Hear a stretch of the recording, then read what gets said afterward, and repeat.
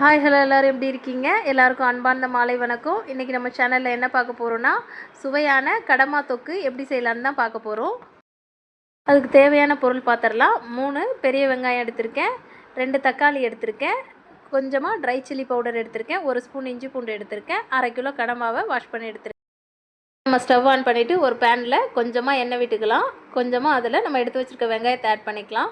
வெங்காயத்தை ஆட் பண்ணி அது நல்லா வதங்கட்டும். வெங்காயம் நல்லா கண்ணாடி பதம் வர வரைக்கும் நல்லா வதக்கிடலாம். இந்த ஸ்டேஜில் நம்ம இஞ்சி பூண்டு பேஸ்ட் அதில் ஆட் பண்ணிக்கலாம். இஞ்சி பூண்டு போட்டு அதுவும் நல்லா வதங்கின பிறகு நம்ம தக்காளி ஆட் பண்ணிக்கலாம். தக்காளியும் நல்லா வதங்கணும். ஸ்டேஜில் நம்ம எடுத்து வச்சுருக்க சில்லி ஃப்ளேக்ஸ் போட்டுக்கலாம். சில்லி ஃப்ளேக்ஸ் போட்டு நல்லா வதக்கி விட்டு எண்ணெய் பிரிஞ்சு வரணும். எண்ணெய் பிரிஞ்சு வரும்போது நம்ம எடுத்து வச்சுருக்க கடமாவை அதில் ஆட் பண்ணிக்கலாம். இந்த ஸ்டேஜில் நம்ம கடமை ஆட் பண்ணி நல்லா வதக்கி விட்டுக்கலாம். கடமை நல்லா வதங்கட்டும். அது வதங்குற பிறகு கொஞ்சமாக அதில் உப்பு சேர்த்துக்கலாம். கடமாவை நல்லா வதக்கி 10 to 15 மினிட்ஸ் நல்லா மூடி போட்டு வேக வச்சுக்கலாம். பாருங்கள், நம்ம கடமா எவ்வளோ சூப்பராக வெந்துருச்சுன்னு. நீங்களும் இந்த மெத்தடில் ட்ரை பண்ணி பாருங்கள்.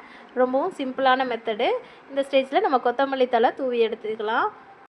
கொத்தமல்லி தழை தூவி நம்ம ஸ்டவ் ஆஃப் பண்ணிக்கலாம். உங்களுக்கும் இந்த மாதிரி சீ ஃபுட் ரொம்ப பிடிக்கும்னா மறக்காமல் லைக் பண்ணுங்கள். பாருங்கள், நம்ம கடமை இவ்வளோ சூப்பராக ரெடி ஆயிடுச்சு. இது இட்லி, தோசை, சப்பாத்தி, ரைஸ் எது கூட வேணுன்னா வச்சு சாப்பிடலாம்.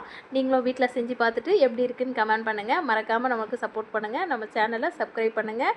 பெல் ஐக்கானை கிளிக் பண்ணுங்கள். அப்போ தான் நாங்கள் போடுற வீடியோ உங்களுக்கு அப்பப்போ நோட்டிஃபிகேஷன் வரும். பாய் பாய்.